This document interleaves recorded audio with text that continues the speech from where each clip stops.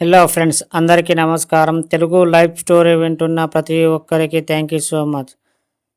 అలాగే మనీ మంత్ర 2 ఎపిసోడ్ 151 బలమైన కోరికలతో మీరు నిండి ఉన్నప్పుడు దానికి తగ్గట్టుగానే విశ్వం ఇవ్వడం జరుగుతుంది. బలమైన కోరిక అన్నప్పుడు మీకు ఏమి గుర్తొస్తుంది అంటే మీకు కావాల్సిన పొందవలసినవి ఏమైనా కావచ్చు. కానీ ఒక్కసారి ప్రశాంతంగా కూర్చొని ఆలోచించండి. ముందుగా ఎప్పటి నుండి తేలని మీ ఇంటి సమస్యలు మిమ్మల్ని వేధించడం, అలాగే ఎంతకు తీరని అప్పులు, ఎవరికో ఇచ్చిన మాటలు, ఇలాంటివి బలమైన కోరికలు.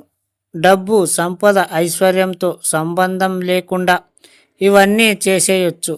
ఇప్పుడు మీరు ఒక దాన్ని ఎంచుకోండి.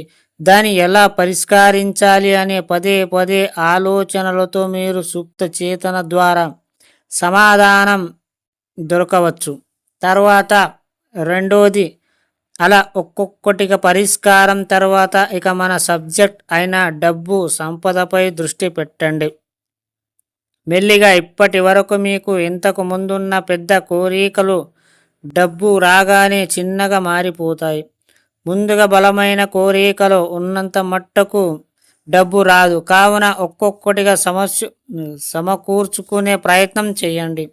ఈ విషయాలు మీ సుప్త చేతన మనసుతో తప్ప ఎవరితో చర్చ చేయకండి.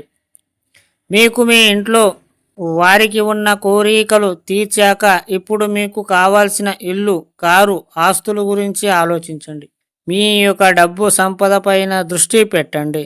ఇదంతా కావడానికి మీ యొక్క ఆలోచనల తీవ్రతను బట్టి ఒక్కొక్కటిగా పొందడం జరుగుతుంది. ఇప్పటి వరకు మీ జీవితాన్ని మీరే కారకుల, ఇక ముందు మీ ఉజ్వల భవిష్యత్తుకు మీరే కారకుల కావాలి. ఎక్కడ హడావుడి పడకుండా మీకు కావాల్సినవన్నీ మీరు పొందండి. ఎవరితోనూ, కుటుంబ సభ్యులతోనూ కూడా ఏమీ చర్చించకండి. ఎందుకంటే చర్చించినప్పుడు నువ్వు ఏది చేయలేకపోతావు. ఎందుకంటే నీకన్నా గొప్పగా ఎవడో తెలియదు. అలాంటప్పుడు నీలోని నువ్వు ఒక్కడు ఉన్నాడు, సబ్కాన్షియస్ మైండ్ని అడగండి. అది ఇస్తుంది. నీకు మంచిదా చెడుదా ప్రతిదీ దానికి కనెక్ట్ చేయండి. నీకేం కావాలి అది ఇస్తుంది. అర్థమయ్యిందా ఫ్రెండ్స్? ఈ స్టోరీ విన్న ప్రతి ఒక్కరికి థ్యాంక్ యూ సో మచ్.